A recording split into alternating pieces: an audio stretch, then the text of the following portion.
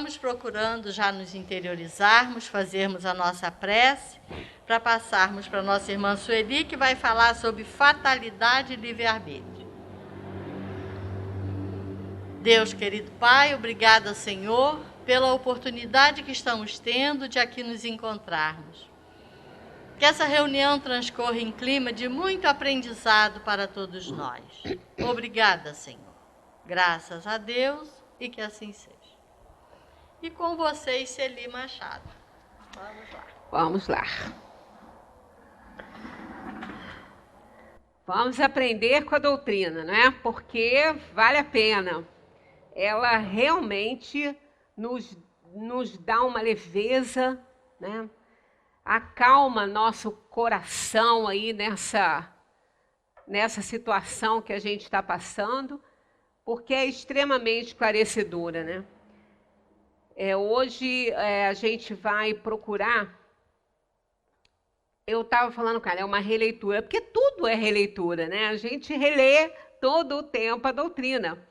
Então, o que a gente vai falar sempre tem vindo para cá, mas sempre é necessário, né? Os 10 mandamentos estão aí e ninguém nem sabe, nem conhece os 10 mandamentos, né? Jesus, sabendo como somos, né? Nos conhece muito bem, resumiu em 2, para nos ajudar, né? Ele resumiu os 10 no amar a Deus sobre todas as coisas e ao próximo como a si mesmo, porque os 10 mandamentos, em resumo, é isso. Então, para nos ajudar, ele achou que 10 realmente estava muito, então ele resolveu botar em 2 só, né? Mas a gente precisa estar sempre revendo, que embora a gente esteja falando bastante sobre esses assuntos, a gente encontra pessoas do próprio meio espírita com muitas dúvidas ainda a respeito, né? E nos perguntam. Bem, fatalidade versus livre-arbítrio. Que dá a impressão que esses dois aí se chocam, né? Porque a fatalidade é aquilo que a gente não pode escolher, e a gente tem livre-arbítrio, que foi o presente de Deus, né? Então, vamos já analisar tudo isso aí para a gente ver o que acontece aí com a doutrina espírita nos explicando, né? Há uma fatalidade nos acontecimentos da vida, segundo o sentido ligado a essa palavra, quer dizer, todos os acontecimentos são pré-determinados, e nesse caso, em que se torna o livre-arbítrio. Atentem para isso aqui, ó, todos, né? E é importante, porque a gente sempre chama atenção pelas palavras, não é porque eu sou apaixonada pela língua, não. É porque faz diferença, faz toda a diferença. Tá vendo? Ó, faz diferença? Sim, faz toda a diferença. E fez diferença nisso que eu falei, né? Então, olha só, todos os acontecimentos. Não são em alguns acontecimentos, vários, não, são todos. A pergunta de Kardec foi todos os acontecimentos, não deixando, então, nenhuma margem. A fatalidade é a resposta deles. Não existe senão para a escolha feita pelo Espírito, já que resolvemos o problema de fatalidade com o livre-arbítrio. Tá vendo? Então, a fatalidade, ela vai acontecer em cima da escolha que o Espírito fez. Então, não tem choque, né? Não tem nada contradizendo um e outro aqui. A fatalidade não existe senão para a escolha feita pelo Espírito ao encarnar-se, de sofrer esta ou aquela prova. Ao escolhê-la, ele traça para si mesmo uma espécie de destino. Não falou que ele traça um destino, olha só a palavra. Uma espécie de, quer dizer algo parecido com isso, né? Que é a própria consequência da posição em que se encontra, e essa posição foi escolhida pelo Espírito. Então não temos a menor dúvida que somos livres para escolher.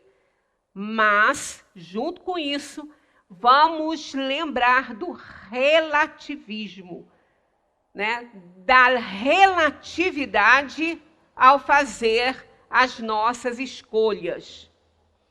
Nós não temos livre-arbítrio para escolher para o outro. O livre-arbítrio é meu, o seu é seu. Você não pode fazer escolhas para mim e eu não posso fazer escolhas para você.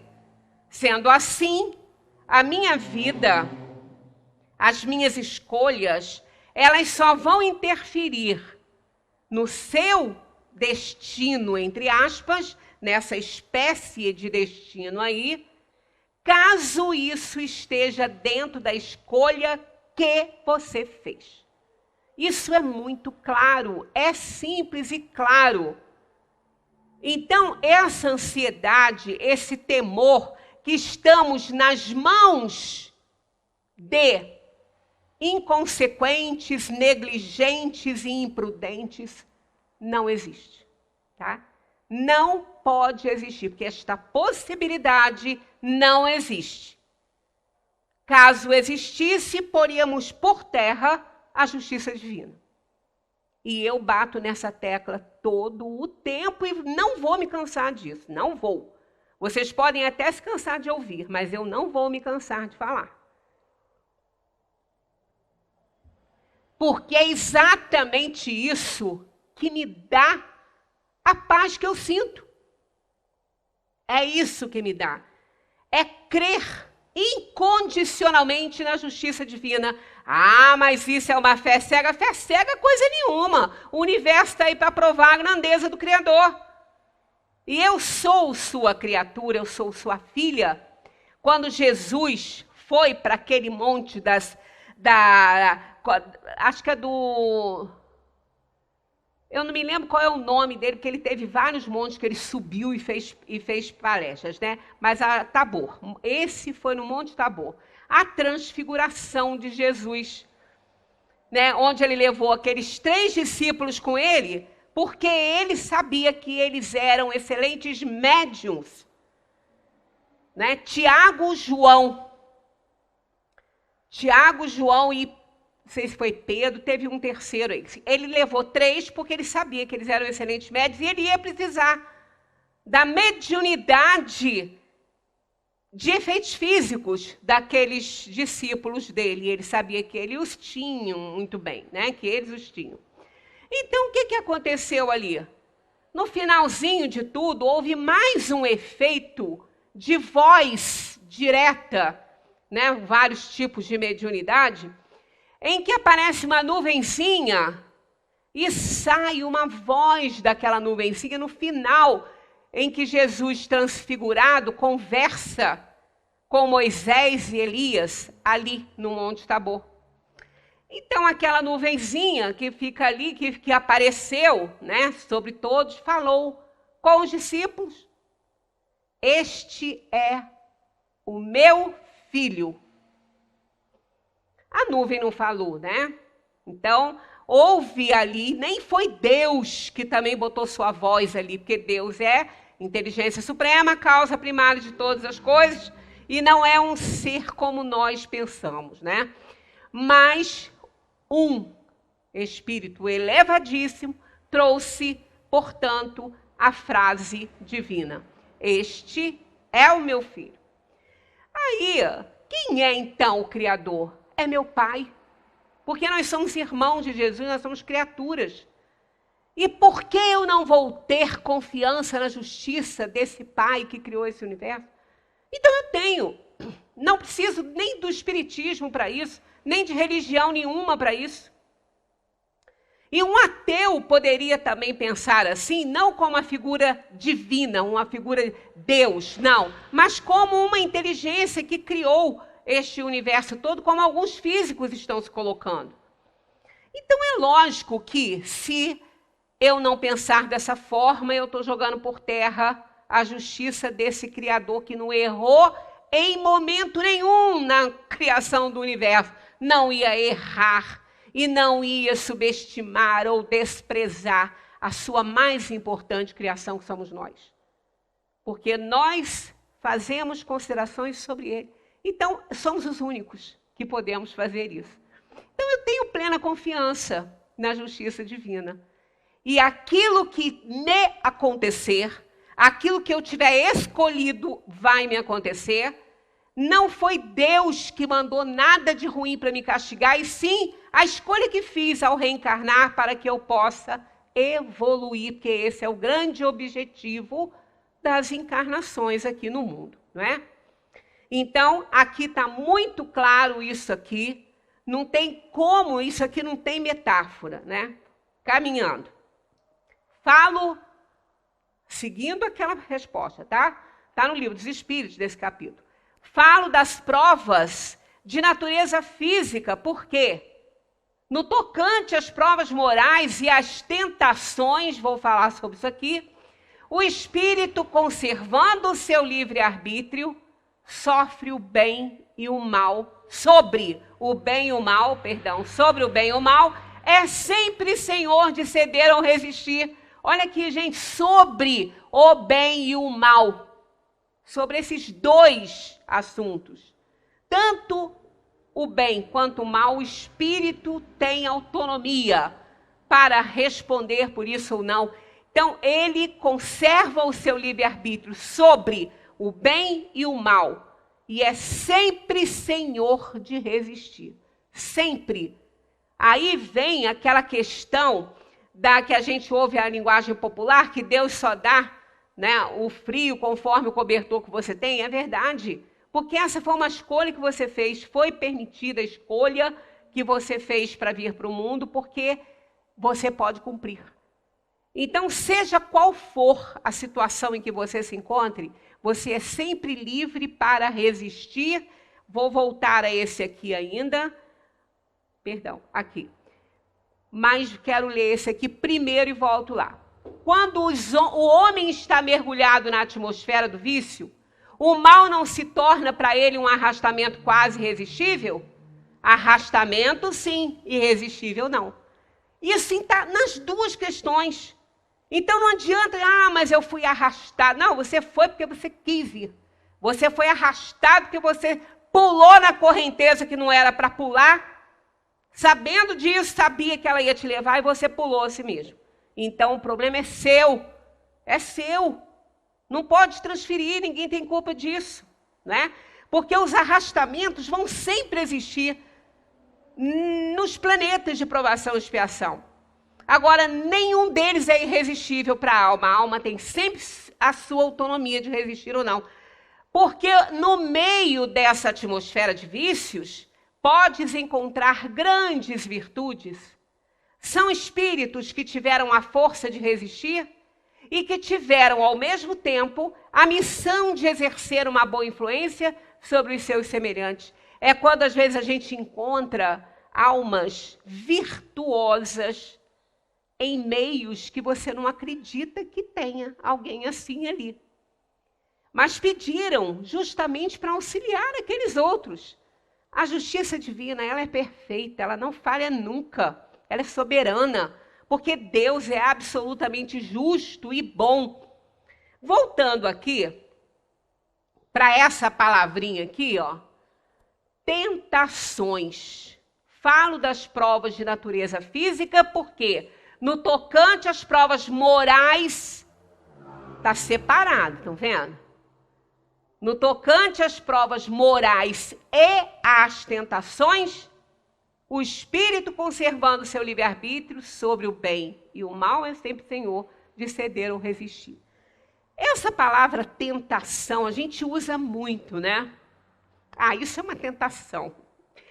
E ela está presente na oração dominical que Jesus nos ensinou. Aquela que ele nos ensinou a orar. O Pai Nosso, ele é completo, mas ele não é entendido. na maioria das vezes, ele não é entendido. Eu acredito que a falta da interpretação certa dele, de entender o que ele diz, leva as pessoas até às vezes a se afastarem de Deus nos momentos mais necessitados, em que mais necessitam da presença dele, né? É aquela questão, né, que a gente já falou várias vezes aqui, quando uma pessoa está com muito problema, está doente, está para morrer, está numa situação difícil, a gente fica orando, pedindo a Deus para melhorar, né? A gente já até falou sobre essa questão de ficar pedindo a Deus para melhorar, porque Deus vai melhorar, sempre. Porque Ele sempre vai fazer o melhor para nós. Mas nem sempre a melhora que Ele vai dar é aquela que a gente deseja. Só que a gente pede. A gente pede que seja a dele. Não é? Quando a gente fala, seja feita a vossa vontade, assim na terra como no céu. Você está pedindo a dele, não é a sua. Você quer que o sujeito melhore, fique bom. Mas você pediu para que seja feita a vontade do Pai. E aí ele desencarna, ele morre. Aí você diz, minhas preces não foram ouvidas, eu pedi, eu orei tanto. Ah, foi sim. Foi sim. Porque você pediu para que se fosse feita a vontade do Pai, ele fez a sua vontade também, porque ele te atendeu. Só que a vontade do Pai era tirá-lo do martírio, tirá-lo do sofrimento, tirá-lo da prisão do corpo doente, para que ele alçasse voos livres na espiritualidade. Essa é a vantagem, que Deus sabe o que nós não sabemos. A gente não sabe nada, mas Ele é onisciente, onipresente, onipotente. Então, nesses casos, a gente não entendendo muitas coisas, e até aí chegando mais para o fim, a gente tem lá, seja feita a vossa vontade, assim na terra como no céu, o pão nosso de cada dia nos dai hoje, perdoai as nossas dívidas como nós perdoamos os nossos devedores. A gente já não perdoa. Ali também a gente já não faz e quer sossego, quer paz. É só para a gente ver, né, um parênteses aqui, como que a gente é engessado naquilo que a gente vai falando e não atenta para as coisas. Não nos deixeis cair em tentação, mas livrai-nos do mal. Ora, tentação não é um mal? Ele teria falado duas coisas iguais, né? Não nos deixeis cair em tentação. E se a gente for pensar bem, ó, não nos deixeis cair em tentação, o que a gente está pedindo aí dessa maneira? Se a gente for ler sem interpretar direito. Que Deus nos livre das tentações. Não pode, porque ela é minha. Não é de ninguém, não é ninguém que vai me tentar. Eu que vou ficar tentado com as coisas. Então, a falta de compreensão dessa parte aí é muito ruim, porque a gente não sabe o quanto nós nos prejudicamos quando a gente cai em tentação. Esse não nos deixeis cair em tentação, esse é uma preposição, né? Aquelas palavrinhas que ninguém gostava quando estudava. Cada uma tem seu valor. E uma pode ter vários valores. Essa, não só relativas a lugar, tipo assim, eu estou em casa de fulano, ou na casa de fulano, que é o em mais o a. Essa, além dela expressar lugar, ela também expressa tempo. Então, quando está lá, não nos deixe cair em tentação, ela está com o valor de tempo. Não nos deixes cair quando eu estiver em tentação. Olha que diferença faz isso. Porque aí eu não estou pedindo a Deus para me livrar das tentações. Não. Eu estou pedindo que Ele me dê forças quando eu estiver nela. E a gente está o tempo inteiro nela, na tentação. A gente está o tempo inteiro.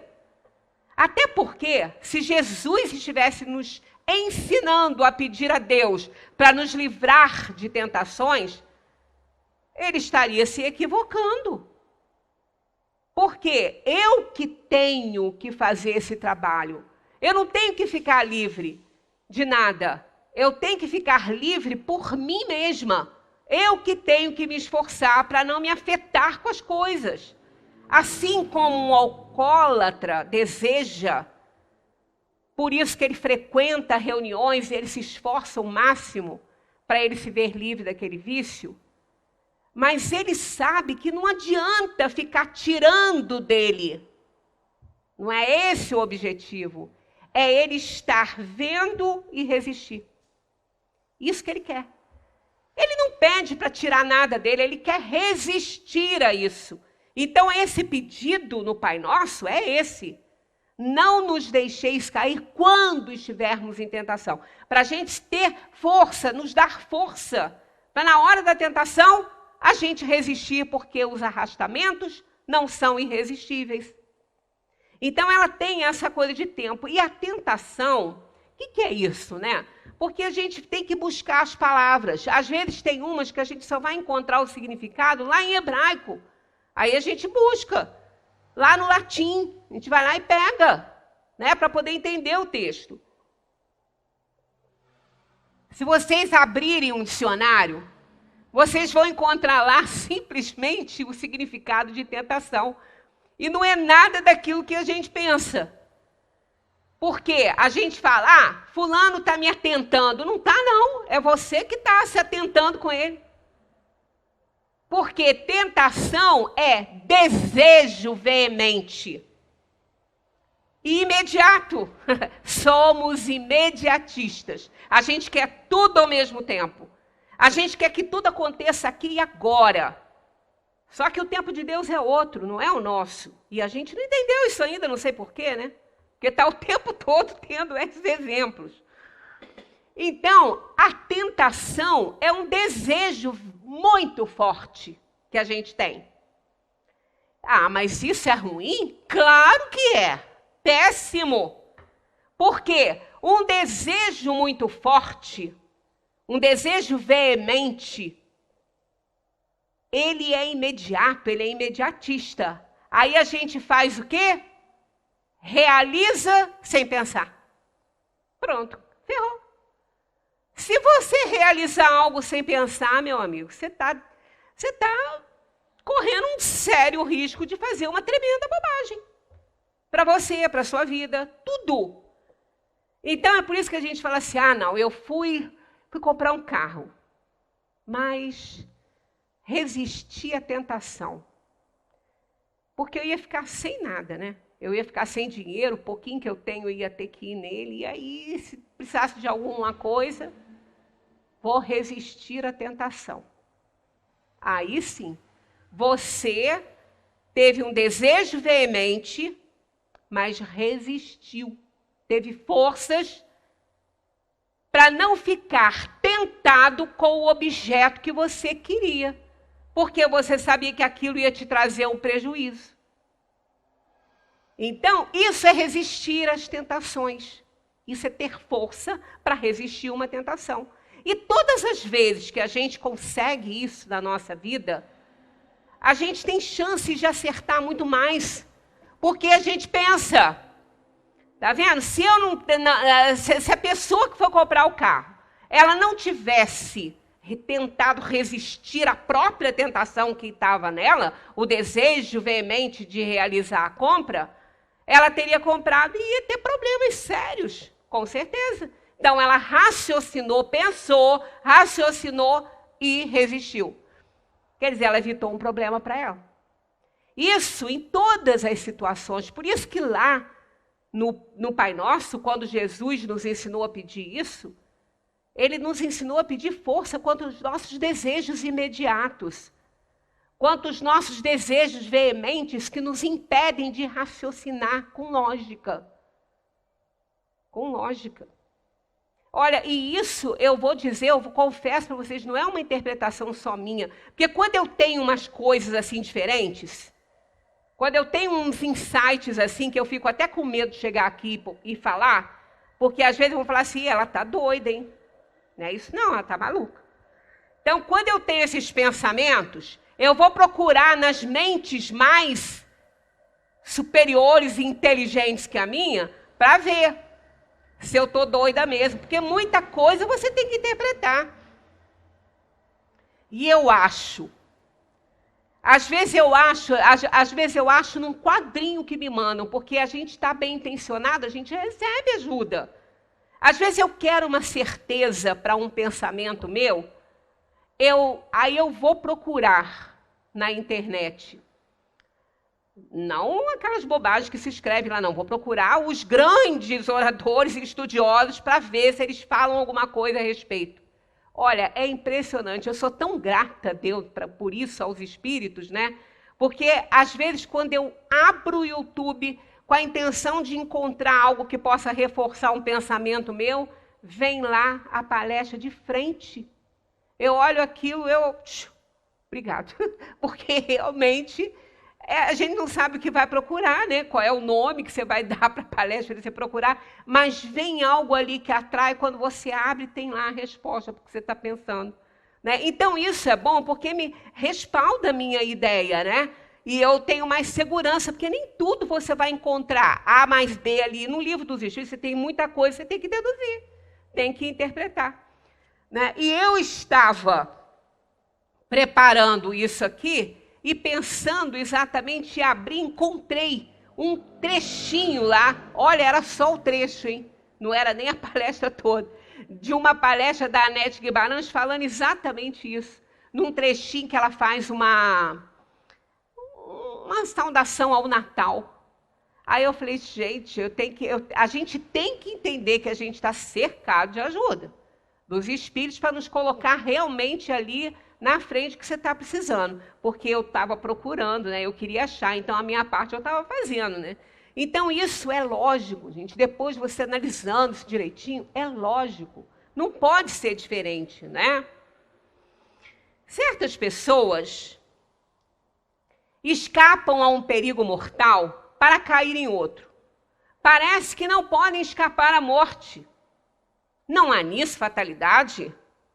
Aí eles falam, fatal, no verdadeiro sentido da palavra, só o instante da morte. Chegado esse momento, de uma forma ou de outra, a ele não podeis furtar-vos. Não vamos esquecer que esse momento da morte também foi escolhido por nós.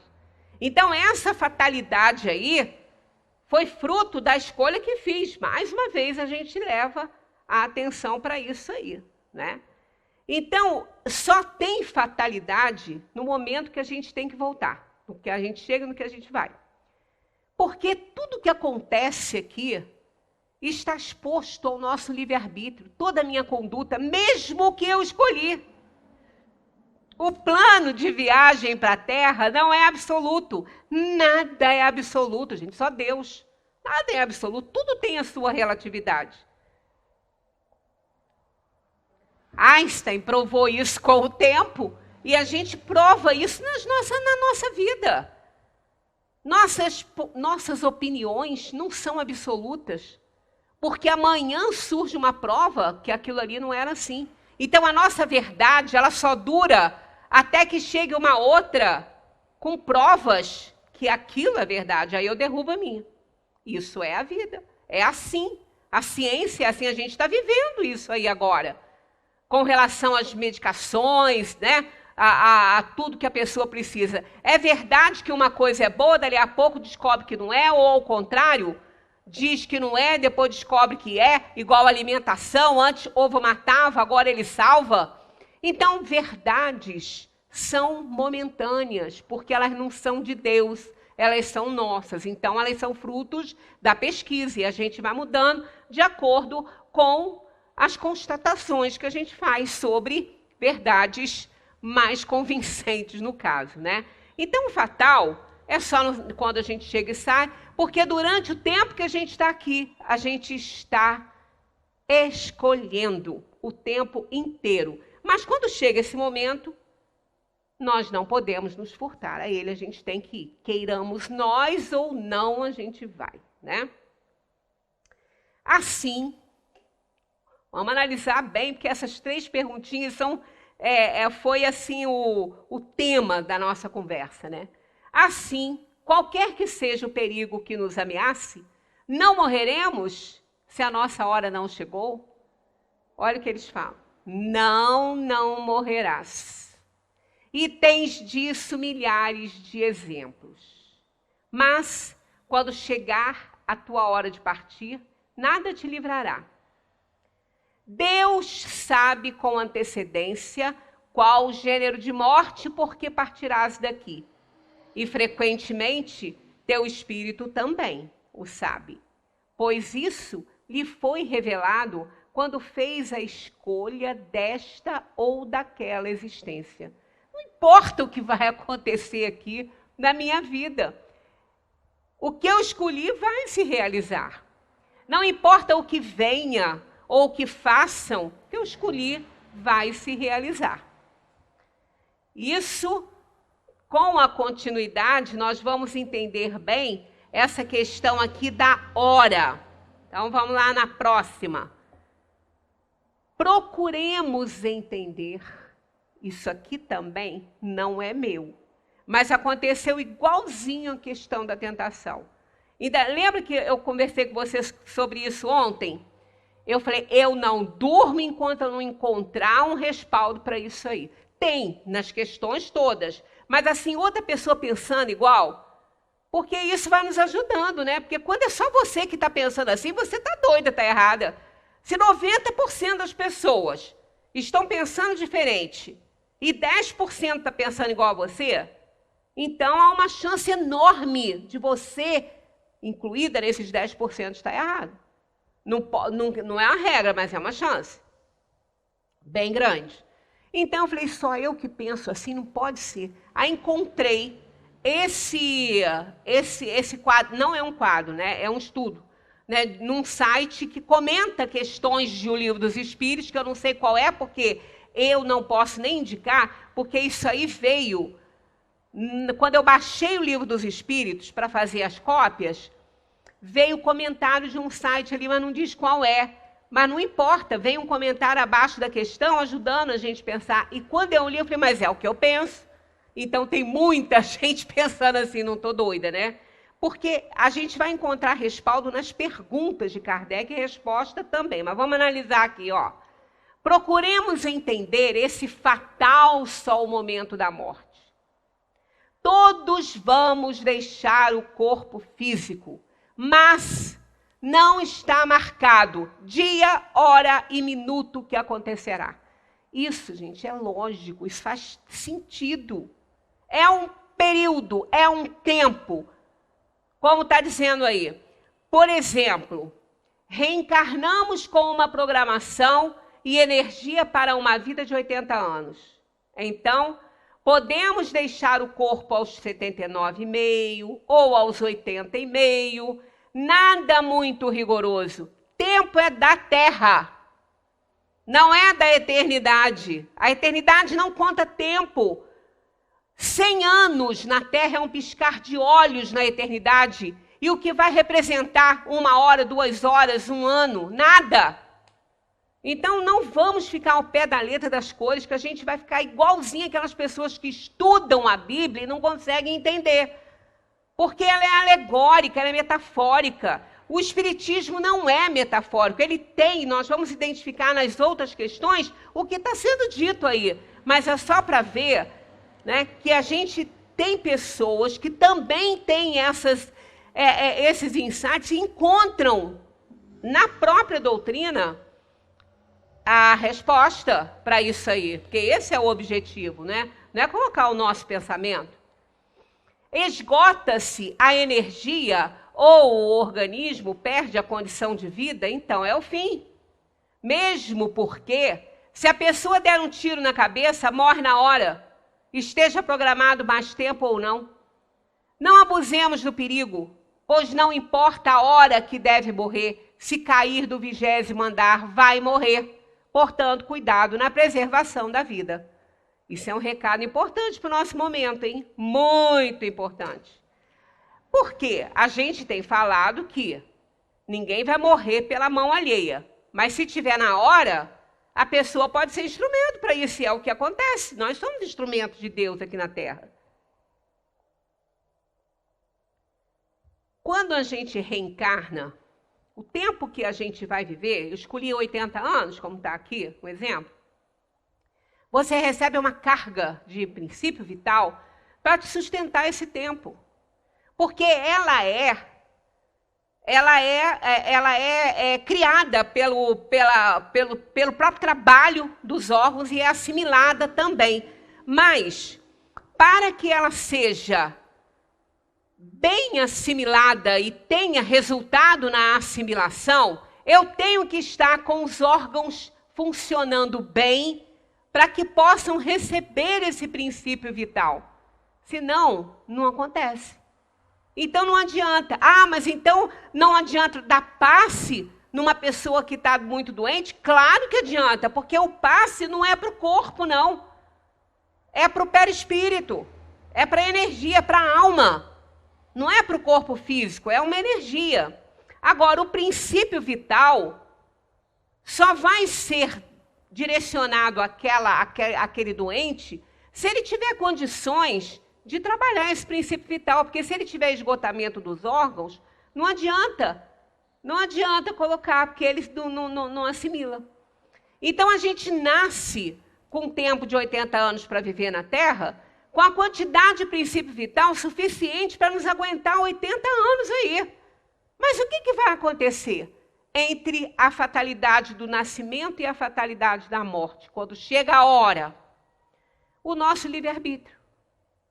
A nossa vontade, as nossas escolhas durante todo esse tempo. E o que mais a gente faz é danificar o corpo físico através das atitudes ruins, das péssimas escolhas que a gente faz, danificando o organismo, dedicando-se a vícios, a negligências. E aí, o que a gente faz? Vai destruindo órgãos que não assimilam o princípio vital mais. Vai se perdendo aquele princípio vital que a gente trouxe para viver 80 anos, então a gente encurta o tempo de vida na Terra. Mas isso é um suicídio? Não, não é um suicídio. Suicídio é caracterizado pela intenção de morrer. Mas ele não quer morrer, ele quer se livrar do problema, mas ele está se livrando do problema procurando a morte. Então ele está com a intenção de morrer. Ele não quer, mas ele tem essa intenção para se livrar do problema, que seja. Esse é o suicídio. É a intenção de morrer. Uma pessoa que está fazendo um trabalho que é perigoso, ela não tem muito cuidado ali, ela não tem intenção de morrer ali, não. Mas pode acontecer se ela for negligente. Ela pode morrer antes da hora. Se ela for negligente, pode. Se estiver aqui no mundo para viver 80 anos, atravessar essa rua aí e não prestar atenção, eu posso morrer atropelada. E eu vou antes da hora. Então, estão entendendo a veracidade dessa questão, de entender essa questão de hora? Você tem um período para você viver. Então, vamos ao exemplo que eu dei na semana passada, com arrependimento, com a questão daquele jovem, daquele vídeo que eu vi, que foi para a balada, que não se importava, e levou o vírus para casa e os pais morreram. O que eu falei aqui é o real dentro do que a gente aprende na doutrina espírita. Eles contraíram o vírus e morreram. Por que o jovem levou? Vamos analisar isso aí. Ele foi imprudente, negligente, levou lá para dentro. Não podia ter feito isso. Os pais contraíram. Se eles não tivessem no tempo de morrer, eles não iam morrer, não. Se eles não tivessem no tempo. Mas esse tempo não é a hora marcada como está aqui. É um período. Digamos que eles vieram ali, cada um com 70, o outro com 75, e eles vieram para viver mais ou menos isso aqui na Terra. Mas é período, eles poderiam morrer com 75 anos e meio, alcançar 80, períodos, é um tempo. Mas aquela situação ali antecipou um pouco. Mas estava dentro do programa deles, não foi injustiça divina. Ainda que aquilo tenha antecipado um pouquinho, mas estava dentro do quadro, dentro do tempo, dentro do período que eles teriam que viver na Terra. Então, quem foi culpado da morte? O filho? Não, não é culpa. Ele teve uma parcela de responsabilidade gigantesca nisso. E vai ter que viver o resto da sua vida com esse remorso, com esse arrependimento. Mas culpa é uma coisa muito séria, muito forte, que recai em cima de uma pessoa como uma bomba. Nós temos parcela. Então, esse rapaz vai responder pela morte dos pais diante do tribunal divino? Não, pela morte dos pais ele não vai responder. Ele vai responder pela sua desobediência, pela sua imprudência, pela sua negligência, pela sua falta de responsabilidade, que o levou a ser instrumento para que aqueles pais partissem. Porque eles não precisavam partir dessa maneira. Eles poderiam partir com outro problema. Poderiam ter um AVC, como eu falei. Então, ele está isento de responsabilidade? Não está. Ele não está, ele está isento de uma culpa, porque estava no tempo dele, senão a justiça divina não aconteceria, né? Ali tem a justiça divina. Eles tinham que partir. Mas ele não está isento de responsabilidade, vai responder por isso. Já começa a responder no arrependimento e na dor da perda. Ele já começa ali. Ele não é culpado, mas ele é responsável. Porque ele foi irresponsável quando cometeu esse erro de levar um vírus para dentro de casa, sabendo que ele tinha pessoas lá. Então, gente, quando acontece, isso é muito, tem que ficar muito bem entendido, né? Porque senão fala assim, o cara pode pensar assim, eu posso ir para a balada à vontade, porque eu não tenho medo de morrer. E eu escutei uma moça falar lá no centro que se eles pegarem é porque está na hora deles morrerem mesmo. Isso não é assim. A responsabilidade dele ele vai carregar. Porque ele está sendo imprudente, negligente, irresponsável. E cada um vai responder por essas coisas, por essa inferioridade que ainda carrega.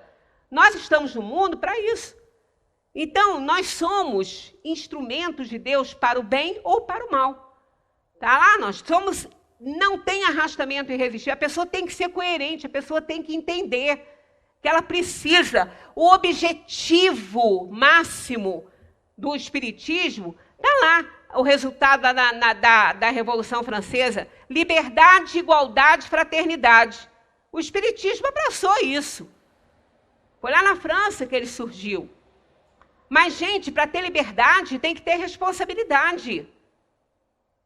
Para ter igualdade, você também tem que ser responsável e ser fraterno, senão você não consegue cumprir a igualdade. E para ser fraterno, você tem que amar o próximo como a si mesmo. Então, essas coisas se entrelaçam. E a pessoa que pensa dessa maneira, ela não está nem aí para nada. Ela está desvalorizando a vida dela e dos outros. Então, a gente tem que pensar muito a respeito das coisas que a gente faz. Não é só nessa pandemia, é com tudo. É com tudo. Pessoas idosas pegam as coisas com facilidade. Então, as pessoas que moram juntas, elas têm que ter responsabilidade, né? Para elas não serem instrumentos para essas coisas. Não abusemos do perigo, pois não importa a hora que deve morrer. Se cair do 20º andar, vai morrer. Portanto, cuidado na preservação da vida. Então, a gente pode dizer, todo mundo que está morrendo de Covid está na hora? Um parêntese. Quem fez a sua parte está na hora. Mas quem não fez, não está, não. E vai responder por isso. Porque aí sim, está partindo antes, não era para ir, mas negligenciou, foi irresponsável, então pode morrer antes da hora disso? Pode sim, e tem morrido muita gente assim. Muita gente assim. Agora, quem fez a parte que tinha que fazer, quem foi obediente e ainda assim pegou e morreu, está indo na hora. Então não tenhamos medo disso. O medo que a gente tem que ter é o medo que nos leva a ser responsáveis diante desse protocolo todo. Esse é um medo saudável. Bem, eu tenho que fazer isso, porque senão eu posso pegar. Pode pegar sim, se não fizer. E se eu fizer e pegar? Porque tinha que pegar. Então, isso é uma coisa lógica. Eu acho que não precisa de religião para isso, né? Então, vamos lá. Agora nós vamos encontrar o respaldo para aquilo que a gente falou sobre a questão do momento, da hora, né, que é apenas um período. Da infalibilidade da hora da morte, segue-se que as precauções que se tomam para evitá-la são inúteis? Olha o que eles respondem aqui, ó. Não. Não. Porque as precauções que tomais vos são sugeridas com o fim de evitar uma morte que vos ameaça. Ué, se tiver aquele momento, aquela hora marcada, aquele dia marcado, eles iam responder isso aqui? Claro que não. Então, olha aí. Olha aqui, são um dos meios para que ela não se verifique. Então, quer dizer, ela pode não se verificar. Então, a gente não tem aquele minuto marcado, não. Nós temos um período e ainda assim,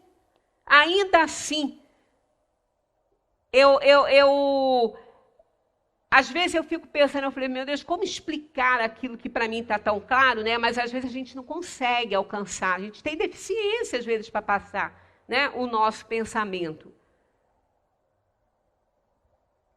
Da mesma forma que nós temos um período para viver, eu vim para o mundo para viver 60 anos.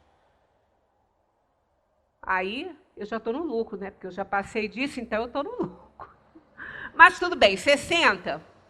Aí eu negligenciei o tempo todo. E nem liguei para a minha saúde, nem nada. Eu vou alcançar 60? Não.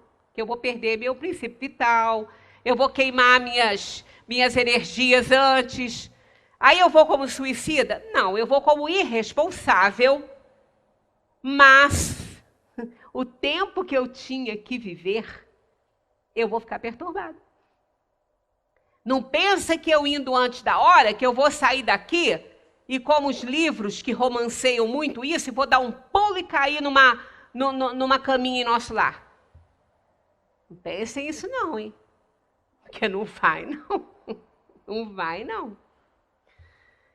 Se eu negligenciei minha saúde, minha vida, se faltaram 10 anos para eu viver, e eu não vivi esses 10 porque eu fui irresponsável, eu vou ficar 10 anos para esvair meu princípio vital no perispírito. E vou ficar perturbado. Vou ficar onde? Junto com outros assim, que se juntam por sintonia de pensamento e formam espaços de dor e sofrimento. Até que eu seja recolhida e vá aí para uma instituição na dimensão espiritual para ser tratada. Então, isso está mostrando isso aqui, essa resposta aqui é isso. Da infalibilidade na hora da morte, já que ela tem que acontecer mesmo, então ela não tem que acontecer mesmo. Ela só vai acontecer se realmente Deus achar que está no meu momento, aí eu vou, mas eu não sei disso. Eu não sei que hora que eu tenho que ir, quando vai ser, então eu tenho que fazer de tudo para salvar a minha vida. Eu tenho que fazer de tudo para que eu permaneça nessa experiência magnífica que é estar encarnado na Terra. É uma escola maravilhosa isso aqui. E eu já falei aqui e declaro a minha gratidão a Deus por estar encarnada nesse momento, que para mim é magnífico.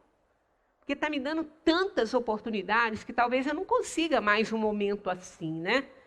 Então, olha, são os meios, os cuidados são os meios para que ela não se verifique. Então, ela não tem aquele momento marcado. Só com o momento marcado é aquele que Deus marca quando a gente tem que ir. Aí é ele, é aquele momento marcado. Ele marcou diante de tudo. Então, se eu posso antecipar a minha ida com as minhas irresponsabilidades, o que eu posso também? Adiar o meu retorno com as minhas responsabilidades. Com a minha prática no bem, que é o único objetivo. Sabiam que, inclusive, nós podemos ficar isentos de uma expiação da maneira como ela teria que ser vivenciada por conta de trabalho voluntário no bem? Ainda tem essa. Da mesma maneira que eu posso antecipar, eu posso adiar. Se eu estiver desenvolvendo um trabalho voluntário em favor do meu próximo, se eu estiver sendo útil, Se eu estiver sendo um instrumento de Deus útil aqui, Ele pode me dar uma moratória. Eu não sei se isso seria bom ou ruim para o mundo, mas pode. Então a gente não tem aquela marcada, aquela coisa ali. É importante demais a gente entender isso aí. Porque assim a gente tem que ter mais cuidado. Nós somos muito vulneráveis, muito. Qualquer coisinha nos mata, gente. Mata o corpo, né? A alma não morre nunca, mas mata o corpo, qualquer coisinha. Qualquer coisinha. O espírito sabe por antecipação qual o gênero de morte que deve sofrer? Sabe que o gênero de vida por ele escolhido o expõe a morrer mais de uma maneira que de outra. Mas sabe também, olha outra afirmativa disso que a gente está falando, ó. Mas sabe também quais são as lutas que terá de sustentar para o evitar. E que, se Deus o permitir, não sucumbirá. Está vendo? Mais uma afirmativa que essa questão de hora marcada não é como se entende, né? Há fatos que devem ocorrer, aqui é outra que também reafirma isso, ó. Há fatos que devem ocorrer forçosamente e que a vontade dos espíritos não pode conjurar? Eles respondem, sim, mas que tu, quando no estado de espírito viste e pressentiste, ao fazer a tua escolha, não acredites, porém, que tudo o que acontece esteja escrito como se diz. Aqui é outra, né, que afirma isso. Um acontecimento é quase sempre a consequência de uma coisa que fizeste por um ato de tua livre vontade, de tal maneira que, se não tivesses praticado aquele ato, o acontecimento não se verificaria. Olha aí. A gente pode evitar a nossa morte? Claro que pode. Ainda tem outra, ó. Aqui é um comentário daquela. Somente as grandes dores, os acontecimentos importantes e capazes de influir na tua evolução moral são previstos por Deus, porque são úteis à tua purificação e à tua instrução. Então, só os grandes problemas. Esses nós escolhemos e eles vão acontecer. Agora, essa aqui é outra que também afirma aquilo que a gente acabou de falar, né? Essa fecha com chave de ouro, olha aí, ó. Pode o homem, por sua vontade e pelos seus atos, evitar acontecimentos que deviam realizar-se e vice-versa? Olha aqui, acontecimentos. Generalizou. A morte pode estar incluída aqui? Pode.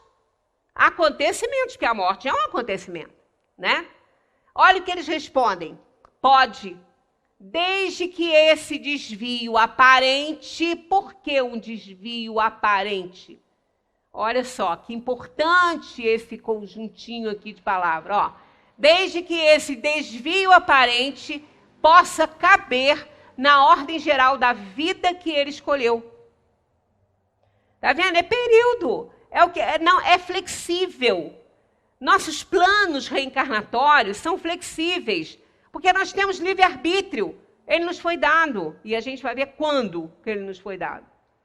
Além disso, para fazer o bem, como é do seu dever e único objetivo da vida, ele pode impedir o mal, sobretudo aquele que possa contribuir para um mal ainda maior. Então, esses desvios são aparentes, por quê? Porque estão impressos já essas variáveis nos nossos planos por conta do livre-arbítrio. Senão nós seríamos simples máquinas. Simples máquinas, e não somos, né? Aí vem, o que nos ajuda nisso tudo? Nas escolhas, em tudo que a gente faz? A lei de Deus, que está onde? A pergunta, ó. 621. Onde está escrita a lei de Deus? Na consciência. Então, alguém pode dar desculpa que não conhece a lei? Tem alguém que não tem consciência?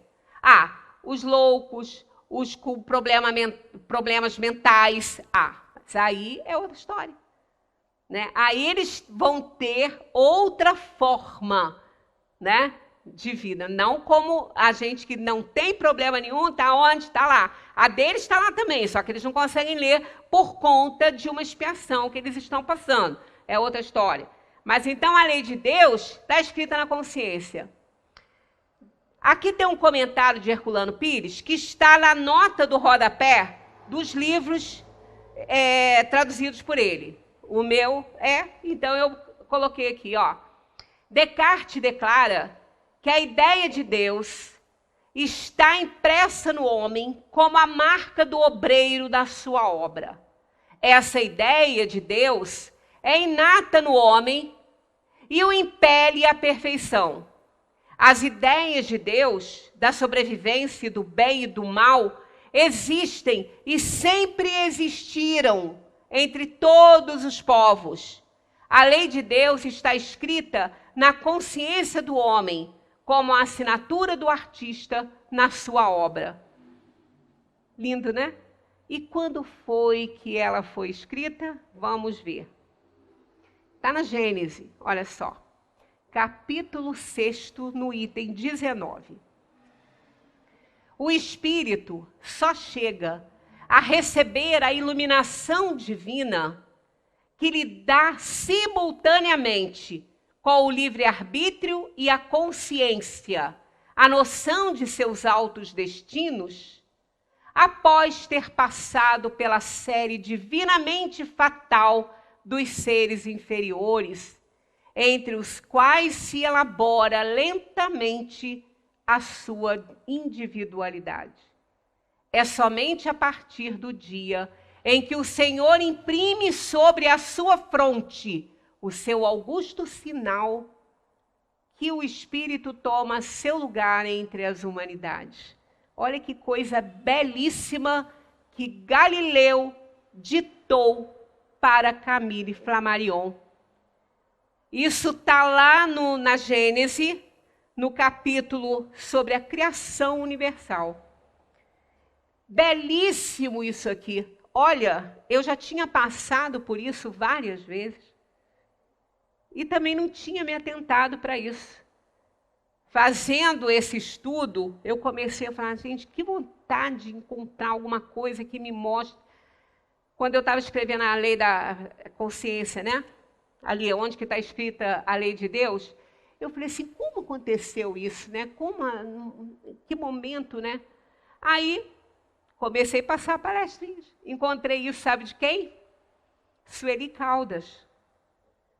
Ela fazendo uma palestra sobre justiça divina, então ela fala sobre a lei da consciência, e ela faz essa citação. Eu falei, gente, eu só tenho que agradecer, por isso que eu me meto de besta para vir aqui, sabia? Fazer esse trabalhinho aqui, porque a gente está sempre sendo muito ajudado. Eu já passei por esse texto inúmeras vezes, lendo o tempo todo, mas não tinha atentado para isso aqui.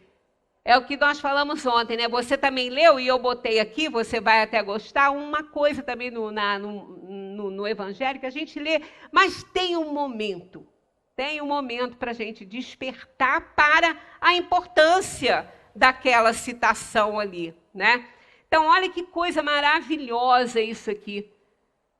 Né? Que coisa mais linda. E a gente já vem falando, porque a gente vem falando sobre muito essa questão de evolução, né? Que o princípio espiritual, com os dois elementos que constituem o universo, o espírito e a matéria, eles se juntam e vêm através dos reinos fazendo a sua evolução. Passando por todos os reinos. Quando ele chega no máximo do reino animal da inteligência inferior, aí esse princípio é manipulado por Deus. É exatamente nesse momento. O espírito só chega a receber a iluminação divina, que lhe dá, simultaneamente com o livre-arbítrio e a consciência, a noção de seus altos destinos. Após ter passado, olha, pela série divinamente fatal dos seres inferiores, todos os reinos, entre os quais se elabora lentamente a sua individualidade. É somente a partir do dia em que o Senhor imprime sobre a sua fronte, imprime a lei, coloca lá na nossa consciência, e aos poucos nós vamos adquirindo conhecimentos para poder ler e entender, mas ela está lá, Então só não lê quem não quer, né? Imprime sobre sua fronte o seu augusto sinal. Olha, gente, sinal de Deus. Qual é o sinal de Deus? É a lei dele. O seu augusto sinal, o seu magnífico sinal, que é a lei dele, que sinaliza nossa vida, que nos dá um norte, que nos dá um rumo, desde que nos criou simples e ignorantes, sem muitos conhecimentos, só aqueles adquiridos por conta dos reinos inferiores, mas com 100% de potencialidade de aprendizado. Então nós somos capazes, somos fortes, nós somos filhos de Deus. A gente precisa reconhecer isso e acabar com a nossa rebeldia. Magui gostou. Está aqui, ela que me deu esse fragmento aí do Evangelho. Olha que coisa mais linda que está aqui também, ó. A terra nos oferece, pois, um dos tipos de mundos expiatórios em que as variedades são infinitas, mas tem por caráter comum servirem de lugar de exílio para os espíritos rebeldes à lei de Deus. Quer dizer, ela está lá e a gente é rebelde, não é, né? Nesses mundos que é o nosso, né? São os mundos de provação e expiação. Nesses mundos, os espíritos exilados têm de lutar, ao mesmo tempo, contra a perversidade dos homens e a inclemência da natureza, trabalho duplamente penoso, que desenvolve a uma só vez as qualidades do coração e as da inteligência. É assim que Deus, na sua bondade, torna o próprio castigo proveitoso para o progresso do espírito. Perceberam a justiça divina aqui? Perceberam por que estamos todos passando o que a gente está passando agora? Né? Pois é isso. É a maravilhosa justiça divina. E a justiça divina, ela tem 2 instrumentos poderosíssimos na Terra. O tempo e as reencarnações. Porque o tempo nos dá todas as chances. Vai passando, a gente não recupera ele, mas vem outro. Né? Então o tempo nos dá todas as chances, todas as oportunidades. A gente só precisa querer. Fazer força para acontecer aquilo que a gente deseja. Muita paz para todos, continuemos estudando a doutrina espírita, porque vale a pena.